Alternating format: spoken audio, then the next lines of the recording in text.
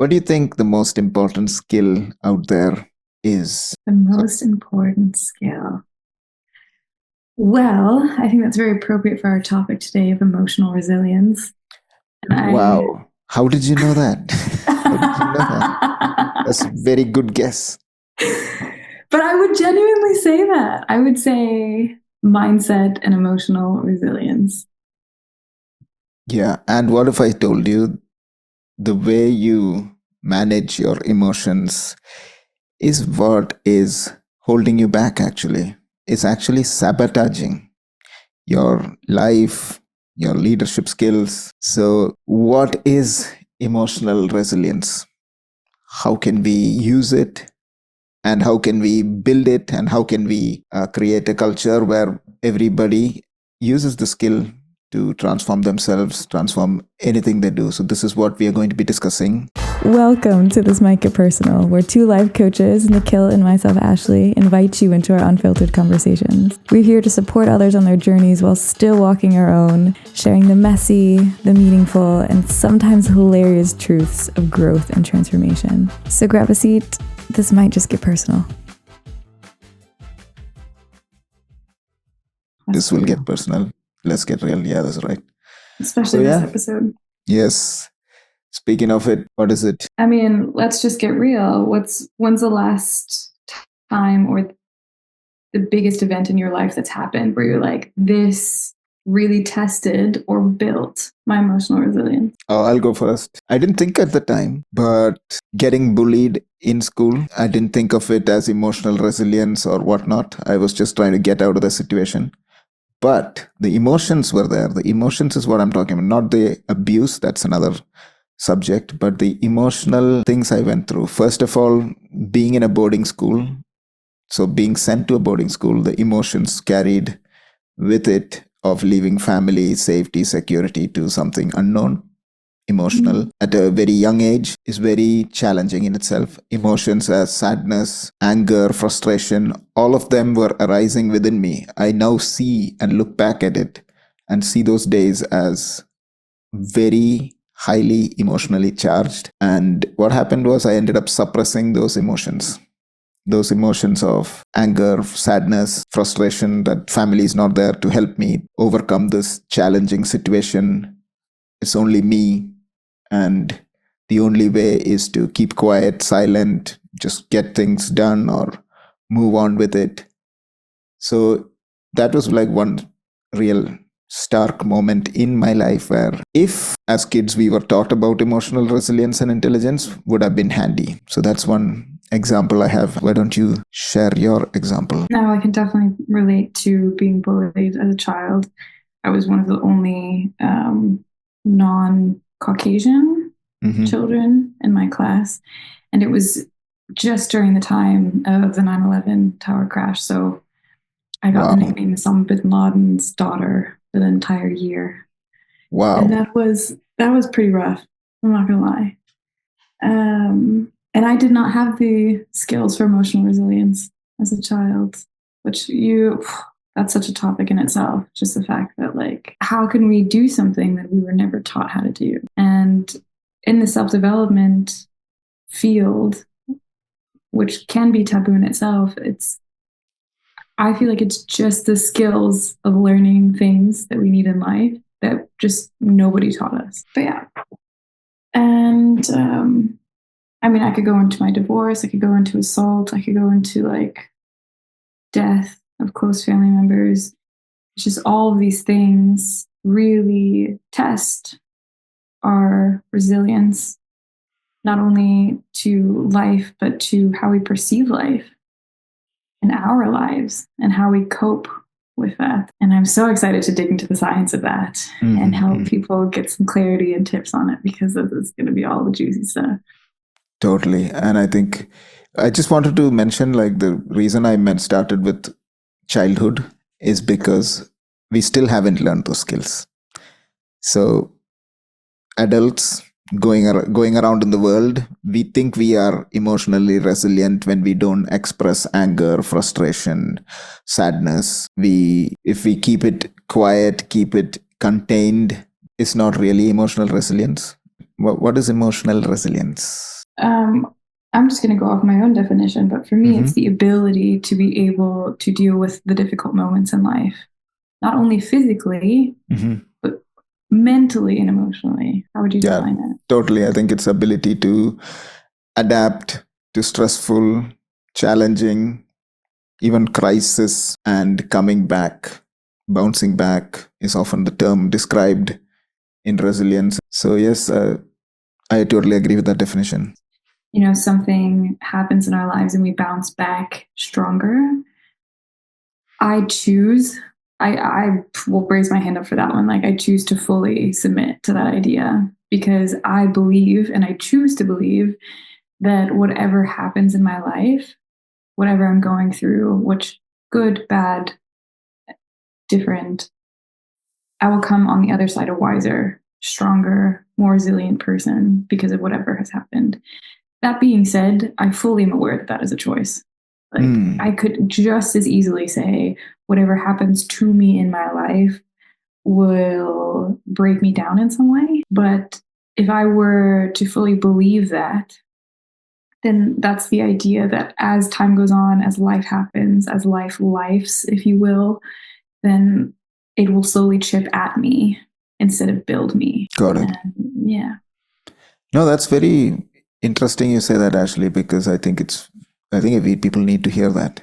Yes, it's a choice. That choice is such a crucial part of all this.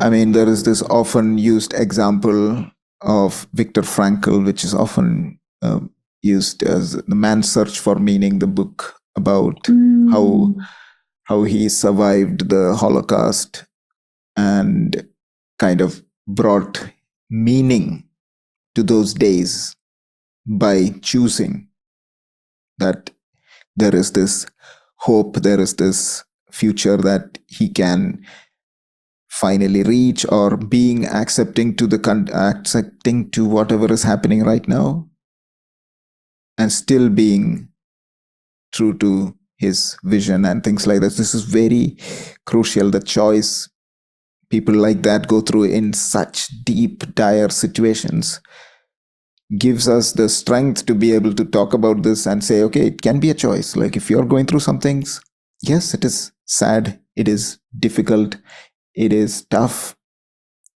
but you can choose. Totally agree. So good. So what would you say helps people in moments of emotional resilience? And please, I would love to hear like an example of how you've been able to handle it in your own life. I feel like that's so impactful. Personal example, is it?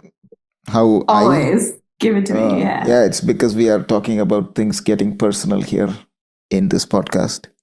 So first thing, in terms of resilience, back in the day, if I was subject to some harsh problem, challenge, I would externally show that it doesn't affect me.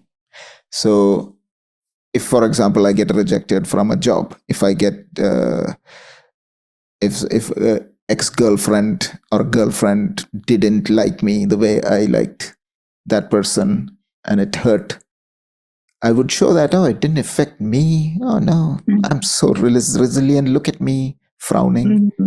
But just push it down. It doesn't exist. Yeah, it doesn't exist. My face is all compressed and like you can see it in my face, but still nothing affects me. No. Yeah. And I tried to show it to the world that didn't affect me, and that kind of masked a lot of things. So there is slight truth in actively trying to say that it didn't affect me, kind of helped me in the short term a little bit, but in the long term I think it caught up, because that was not my true self or authentic self, which was trying to express itself and it's not getting the opportunity to express. Should have been angry at that person. I should have been frustrated with my own situation. I should have been whatever other emotion that is happening in that moment of rejection. It didn't get its space. So that was earlier. Now, if I get rejected, yes, it hurts. It hurts actually even more now because of the practices I've been doing in terms of mindfulness and becoming aware of my own self, it hurts even more. And this is a crucial distinction. Previously, because I kind of numbed it, it didn't hurt as much because I was not there present fully for that. Now it hurts more in the shorter term, and longer term it doesn't. So this is the difference in terms of managing my emotional resilience through personal experience. So previously, when I got rejected for like a lot of jobs, I got fired from big companies. I got rejected by a lot of people, dismissed my skills, for example. I would short term, I'd be like, oh yeah, that's okay, I can go through it. Now I will be angry, but now I started to trust myself. Now I've started to create a path where there is hope. Like, this is different. I don't need to worry about what other people think, etc. But also, I know how to bounce back. I know what I need to do to stay in the moment, experience it fully, and then act. I like to say this wonderful quote, which is around leadership. This quote says, "The strongest leaders cry, but they don't crumble." And this is kind of a different narrative. Like crying or like showing weakness has been shown to be very inauthentic leadership in the past. But now I think we have to experience those emotions. We have to say, yes, right now I'm going through this, but I choose, as you say. And also, I have the skills. I know a few practices. I know how to regulate myself. I know how to change the environment. I know how to dictate my own self talk, all of that to help me resolve the situation. So, yeah, so rejection has been big part of my life, and how I navigated it is the biggest challenge. Yeah, I love that you said that, because rejection is just so real and everyone can really relate to it.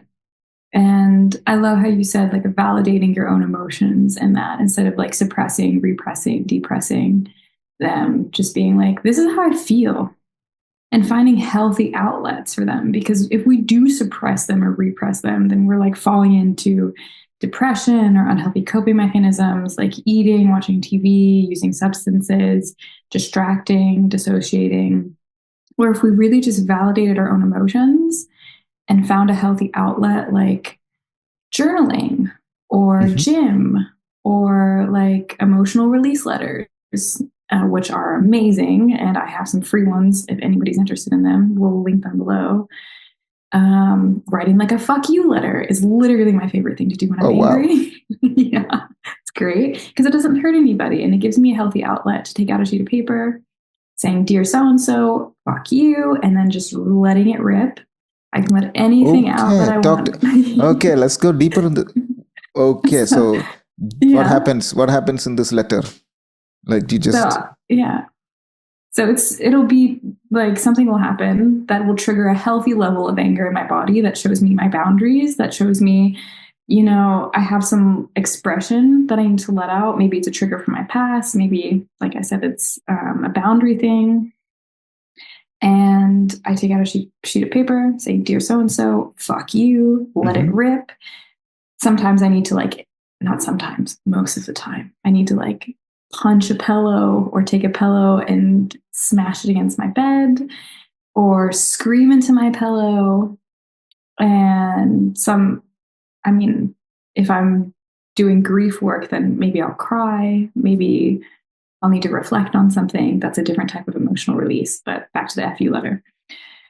And then when I'm done and I feel like I've cleared out that space for my emotional body so that I don't go through it the rest of my day, letting it out either on myself or passive aggressively on the people that I love in the world, then I will burn it, the letter. So no one will ever read it. It will never hurt anyone. I don't need to keep it or hold on to it. I'm releasing it back into the world or energetically to ashes so it can be composted back into the soil, complete its cycle of life.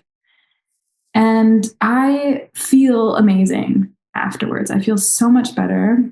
Mm-hmm. And I've been doing it long enough that I literally can see the change throughout the day, that I'm not resentful. If it is a boundary thing, then I'm like able to healthily communicate that boundary and say, hey, that was really not cool with me. This is how we're going to do it differently in the future. If not, this is the consequence of that. A lot of the times the consequence is I cannot have contact with you, or I cannot talk to you when so-and-so happens. Which is, again, back to that self-trust building, which is like, my body is telling me, my emotional, my physical body is telling me, I'm not okay with this. And if I sit down and really think about it, I'm like, I'm not okay with this. And if I try to pretend that I'm okay with this, it's actually more deprecating for myself, and I'm losing trust in myself for how I move forward in my life. And Bessel van der Kolk has a great book on that, Body Keeps the Score, where he talks about all somatic techniques, how our body really does hold on to memory from, if not physical, then emotional trauma. And it needs to be released in some way. And we can hold on to it for years. And it can come out in psychosomatic or even autoimmune disorder ways. There's a lot of science behind that. I'll totally nerd out on that, but no, interesting. I would like to. I would like to know some of the science. So, what is the science in terms of emotional? And in the psychosomatic stuff, I would have to pull that up because I'm not a time capsule in my head. I can talk about like the stories that he told in his book about a man, or what's his name? There's this like godfather of somatics, and his name is totally lost in me. Paul Ekman, is it? Doesn't matter. There's a lot of them where they work with PTSD people who have had some sort of trauma in the past. It could have to do with noise and lights. And these people get triggered into either tics, or they black out and they time travel back into whatever happened, and they might patrol the area that they're in, duck and cover. They might feel the need to rescue people. It's an overly emotional reaction to a somewhat normal stimulus in everyday life. Like if a car backfires, or there's a loud noise or a bang or something heavy drops or whatever. And these people get highly triggered. And psychosomatically, they will work to find this trigger with, sometimes it starts in people's mouths, like you'll see a little twitch or something. Sometimes it'll start somewhere else in the body. And you can work to desensitize that trigger through either exposure or neurosomatic connection to whatever has occurred. It's getting really general now. It really depends on the person, the situation, the circumstance, and what works best for them. But yeah, it's really, really, really incredible. Yeah, totally.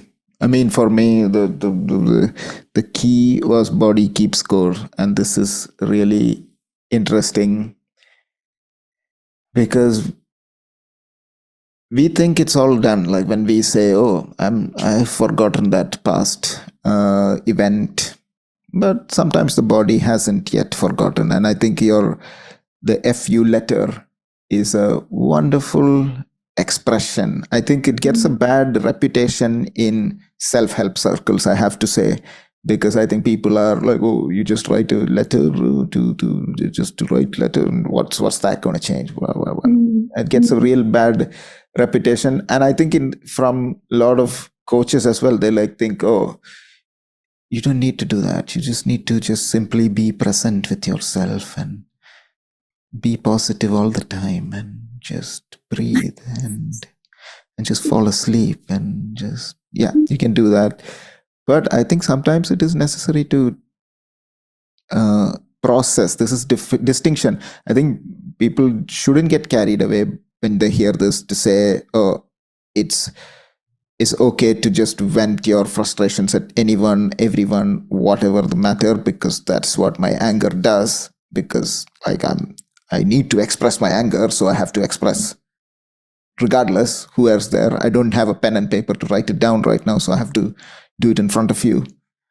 It's a distinction between that and what Ashley just said. I think is Ashley just said it's in your own time, right? It's in your own space. It's you are safe while doing this, and there's nobody else hurt. Obviously, if you read the letter, yeah, a lot of people will get hurt, but nobody's going to read the letter. Exactly. But it is in your space, so it is for you.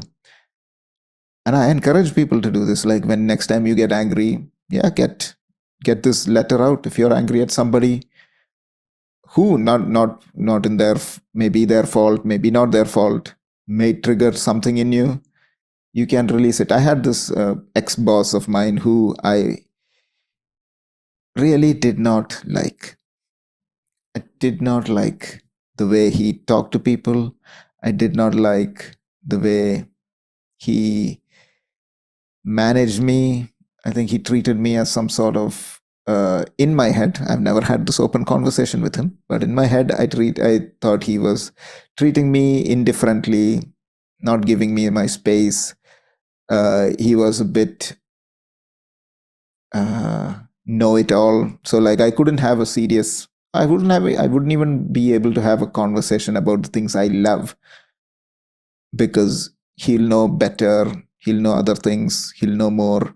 So this one-up kind of person, you might know this person. Like everybody knows this kind of person who then triggers some things in you: the anger, the hatred, the feeling of insecurity around people like them. So yeah, I think I didn't do that similar exercise, but I think I kind of came to terms with this through a similar practice with one of my coaches as well. Is to have that person in front of me and say whatever you want to them. This is like visualizing like that person in there, and then at the end of the session you are just erasing the whole face and the body, and everything goes away. So there's this act, a ritual in which you kind of process. And since that person no longer triggers me, because I don't work for him anymore. So that's good. That's a big point. That's good. Yeah.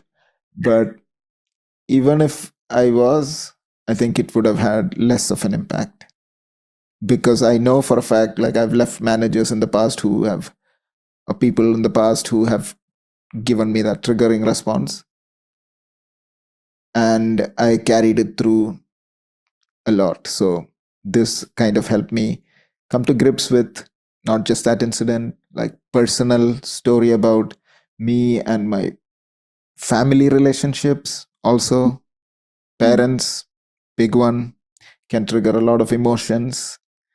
And to practice, if you want to practice emotional resilience, stay with your parents. If you are lucky to have both of them with you, I think it's stay with them for a couple of weeks and test your emotional resilience.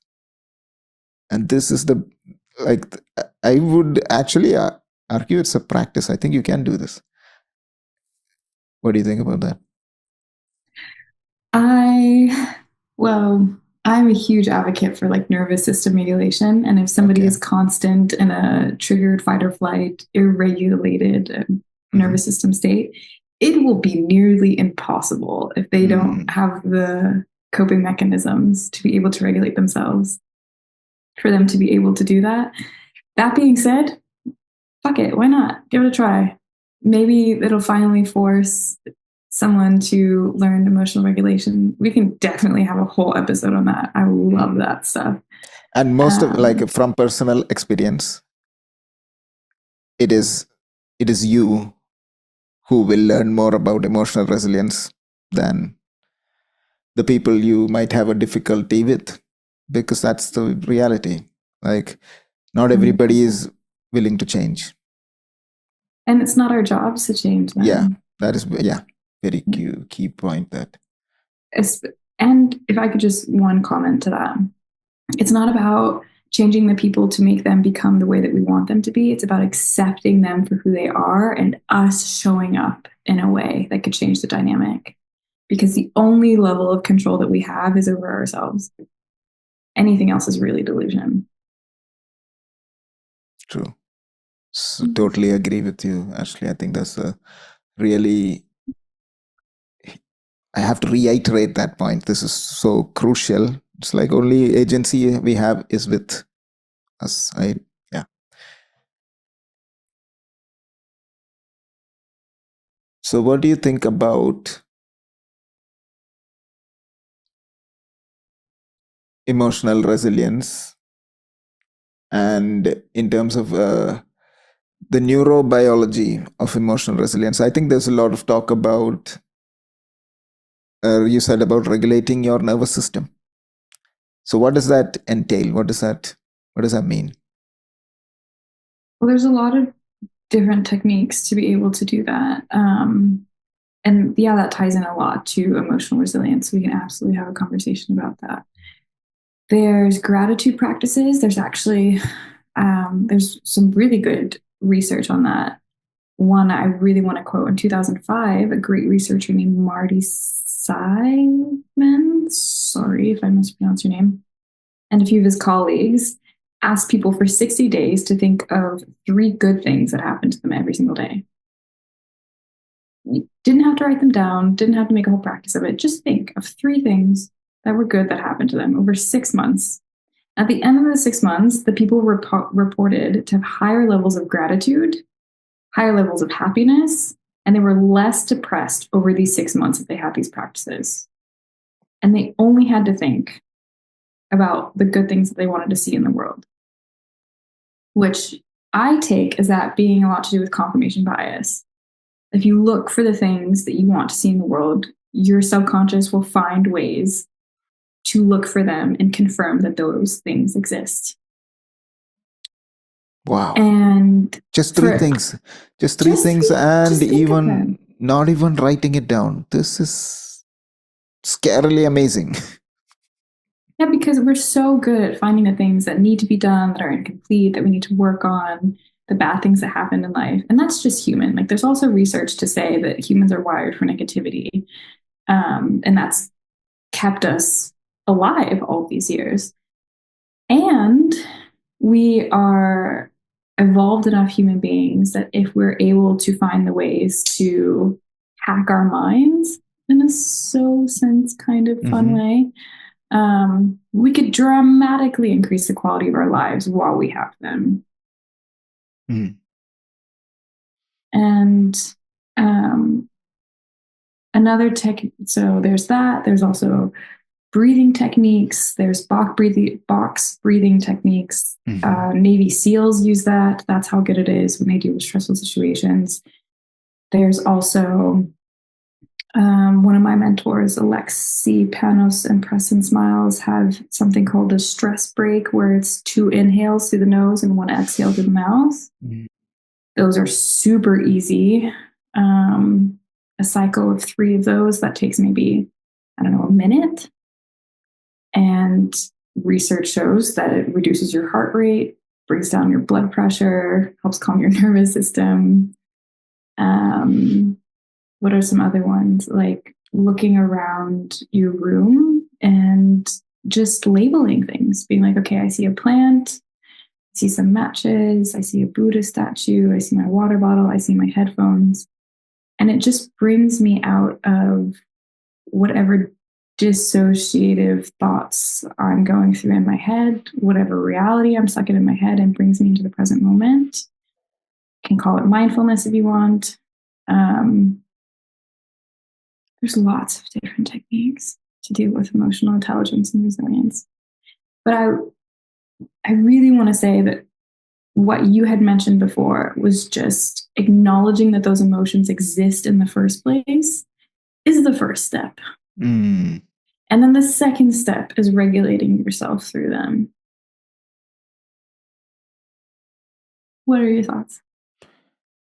Oh no, thank you for sharing that. That's really insightful study, and for giving a few examples of practices which are really, I mean, you just said it, so it takes less than 1 minute. So what is your advice for people who may be caught up in this emotional roller coaster? Oh, this term is used a lot.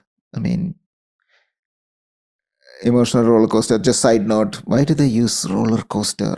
Like, it was so fun. Roller coasters are fun. I mean, they attached it to, Life is fun. yeah. So it gives the negative connotation to roller coasters. Do you Anyway, think so? yeah, I because love everybody says emotional roller coaster, and I think they mean it in a negative way. I don't want that. I want roller coaster to be a positive thing, as Fun. always. I mean, Yeah. anyway, but when they go through this proverbial emotional roller coaster, Mhm. how how do they know about these techniques? How do they know when they are in this call in this? How do they know when they are caught up in this? How do people know when they're caught up in emotional dysregulation? Yeah. That takes a certain level of self-awareness. Mhm. That is only something that can be practiced. And people can practice it, and you can get really good at it, actually. Which, well, there's a lot of different ways to do that. Getting a life coach is one of them. Yeah. Getting a therapist, going to like a Vipassana Buddhist meditation retreat is kind of a extreme way of doing that. Or just having, I like tokens or reminders, like having a ring or a necklace or a bracelet or something that you wear that is a reminder of something that you're working on. Like, Ah. oh, I'm having an emotional reaction right now. And when you know that you're having an emotional reaction that's outside the realms of normal reactions, like we should be angry if somebody comes and screams in our face. Like that's a normal, healthy reaction. Anger is a normal, healthy reaction. We should be sad if somebody tells us something that's really difficult to hear. If something really sad happens to somebody we love, that's a normal response.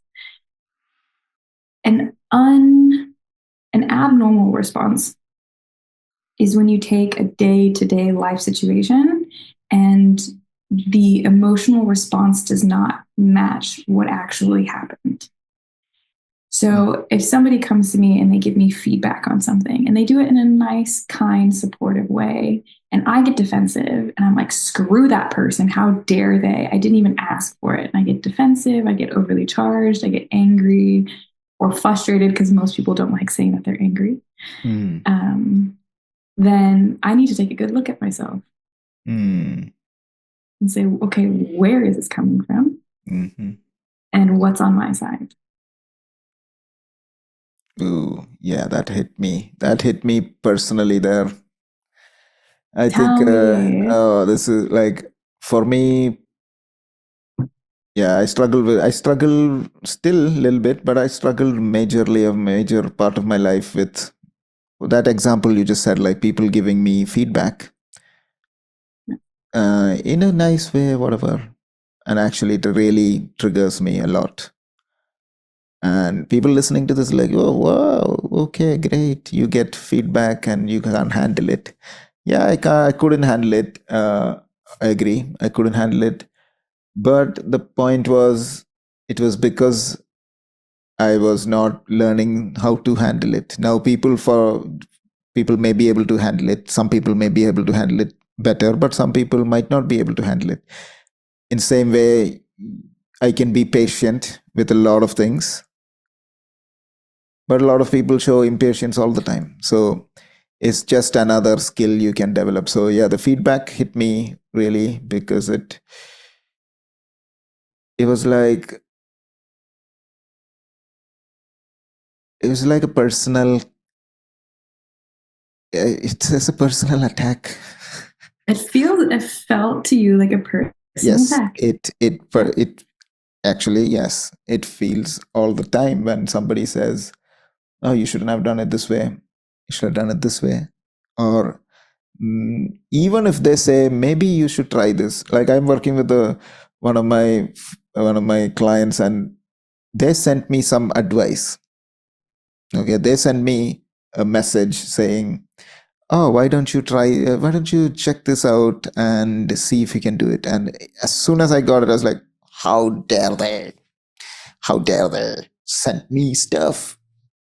It's like, Who are they? who are What they? is this? What do they mean? What is going on? Very All personal. analytical. Yeah. And then I realized that is just my insecurity coming back to the childhood, coming back to that point, is my emotions, or when I was starting to build my emotional resilience or anything, starting my life, anytime something bad happened, it hurt me, so I wouldn't go do bad things, or not bad I wouldn't go do things which I was not comfortable in, because I know it hurts really bad and people around me will leave and things like that. That kind of association was formed. So I don't want anything to do with anyone else, because they only are out to get me or leave me stranded in a boarding schools kind of thing. So that's where I think this was formed. And I think it's a major practice of mine to understand feedback is okay. And now I learned another skill about feedback. Please don't do this, by the way. This is the worst skill, the feedback sandwich. Have you heard this one? Oh yeah, compliment, criticism, yeah, compliment. that is the It's the worst. That's the yeah. Because then they're like, "Oh, here's the compliment. Where's the hit? Oh my god!" Okay. And the even funnier thing is, people say it like I've been into like corporate meetings, and I'm with my team or managers, and like they're all discussing, "Oh, we should be giving this feedback to this person," and then we go to a one-to-one, and like, "Oh, okay, you have done well." And then they know, they're like, "Oh, forget the well, whatever is it?" And tell me the real thing. And so please don't do the sandwich. In my opinion, you just don't need the sandwich. You just need the patty. Just give it straight, nice, roasted and crispy patty. Forget the bread. It's a sandwich. So just give it straight. Be kind. Be compassionate. And if you are in the position of giving feedback, be authentic. Be kind, compassionate, because again, you might be giving feedback from your vantage point, might not be true for the other person. And also for the person who's listening, as a feedback recipient, be open. There is nothing there to hurt you, even as much as you think it is. I'm actually talking to myself here. See that? Closing your eyes, you're like, there's nothing there to hurt me. Yeah. And the other important point, you don't have to take it. 100%. You don't have to take it. And that's when 100%. I realized, wow, okay, I don't need to take it. I can be, thank you very much for your kind-hearted gesture. I will move on with my life now. Yes. Or, thank you so much for your kind-hearted gesture. This is really helpful. This will change my life. Absolutely. And if I could add one thing to that, I would say ask. Can I give you some feedback? Yeah. Give people the option to receive it or not. Some people are not in the right space to receive feedback. And it's not our responsibility to quote, help people grow if they're not looking to grow. You're wasting your energy and time. You're probably going to trigger them anyway, which has nothing to do with you or me or whatever. Ask them, hey, do you mind if I give you some feedback? No. Okay, sounds good. No problem. I love feedback. I have learned to love feedback. Not all feedback. And it really depends on the person, because some people give feedback for the sake of giving feedback. Like people that want to give me advice on the life coaching business that have never had their own business nor life coach. That's not helpful. It's not helpful. But take it with a grain of salt. Like, is there any truth in what this person is trying to tell me? And is it helpful? Because if it's not helpful, I'm not taking it. And I can honestly, and what I love to say is, I thank you. I got it. I'm not looking for feedback. I appreciate the gesture. Thank you, but I got it. And this is very crucial for resilience. Yeah. I think it's very important we address this, the feedback and the way we accept feedback, give feedback, all part of resilience. So yes, thank you for sharing that valuable piece of how to give feedback. Very important, very important. So I would, since we've talked about like the day-to-day examples as to where emotional resilience will come in, I want to talk about the hard-hitting situations, because those are the times that really call us forward and when we need emotional resilience. And if I can share one of my stories in my life, I struggled with postpartum depression after I had my daughter for 2 years. And for the first year, I was in complete denial that I even had it. And I had to go see a therapist in order to work through it. But I only saw a therapist after my daughter got diagnosed with epilepsy. When she had epilepsy, she doesn't have epilepsy anymore. She had infantile epilepsy. And the amount of grief and sadness and overwhelm that comes with not even anybody who has a child going through something like that, but anybody that has a loved one who is going through life, and life happens and an illness occurs. The fear, the sadness, the overwhelm is real and intense and can easily put us into a place, especially without the right emotional support, where we just want to give up, we want to curl, we want to hide, we want to collapse, and we want to run away, dissociate, and numb. And it's so easy to fall into that and get into those places because of how overwhelmingly painful those situations are. And this could also be a divorce, a breakup, somebody physically or emotionally hurting us. It could be from long-term exposure to microaggressions. Like, there's so much in emotional resilience. And I can just say that first, you got to find a safe place to move through those emotions safely with someone, because they're not going anywhere. And until you feel them, they're there to stay. And I had to feel mine, which was excruciatingly painful. And I had to wait for weeks because my emotions were not welcome when I had them, because I had to be strong for another person. And when I finally allowed myself to sit in that sadness and grief and just a puddle of a person, it was only then was I able to pick myself up again. Because once I tried to just jump from, this is a shitty situation, I need to find strength and emotional resilience through mindset. I'm going to get through this. This is going to make me a better person on the other side. I'm just going to stay with what I have here and now and work through that forward.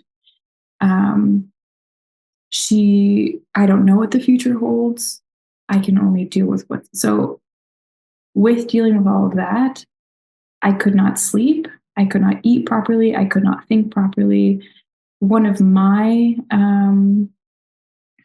what is it called? Survival patterns is freezing. So I was constantly forgetting things. I was constantly dissociating. I was constantly looking to somewhere, like not even realizing that I was blanking out. I wasn't able to follow a conversation with somebody. I wasn't able to remember really important facts about my daughter's care or schedule. So I had to write everything down. And it only got worse the more that I resisted feeling those emotions. So the consequence of not allowing ourselves to feel the things is it's going to come out in other ways. And once we are able to do that, then we can finally find a more helpful, a more healthier way to have a different perspective, a different mindset about the situation that can actually serve us in that moment. Because this is where choice comes in again, choice and control. I can leave the control in the world and in other people's hands and say I'm a victim of that. Mm-hmm. Or I can say, I will take what I can and make of it what I can. And it takes a certain amount of delusion in our, in all honesty, it does. Yeah. And that delusion is helpful. Mm-hmm. And it allowed me to care for my daughter. It allowed me to be there emotionally for everything that she was going through. It allowed me to be there when I had a partner at that time, to be there for my partner and for myself above everything else. Because if I'm not there for myself, I cannot ask anybody else to be, if I cannot be there for myself. That's such a powerful story. I mean, if people are listening to this, I mean, as a big emotion filled story you have, not story, event which has happened in your life, and to share that will only help people. So thank you for sharing it. And I don't think people talk enough about postpartum depression at any place. I don't think they don't. So I encourage people to find that space, as Ashley says, is very important to get that safety. And then belief, I think I took away from that, is the belief, the choice that this will get better. I'm not there yet, but it is something which you said delusional even, which is very powerful. I think people listening to this should feel hope that there is help out there, and the right kind of help is also available. And yeah, thank you for sharing that really emotional past experience of yours. It's very powerful. Thank you for listening. Is there anything that, we're getting close to the end of our time here, is there anything else that you would like to share or say? No, I think I think that was good. That was really good. I think we covered a lot of topics. Some we can go deeper into, but I think for me, the through line has been resilience, ability to bounce back for major events, minor events. It starts from within, with guidance, with help, with people working together. Is what I take away. Is we can all find someone to help us through this, and don't be afraid to ask. Yes. And for anybody looking for more tools and resources to be able to do that, I'm going to link my FU letter if you so dare to try it.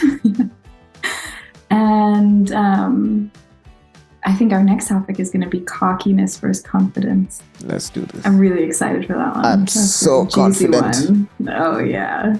I'm so cocky about that.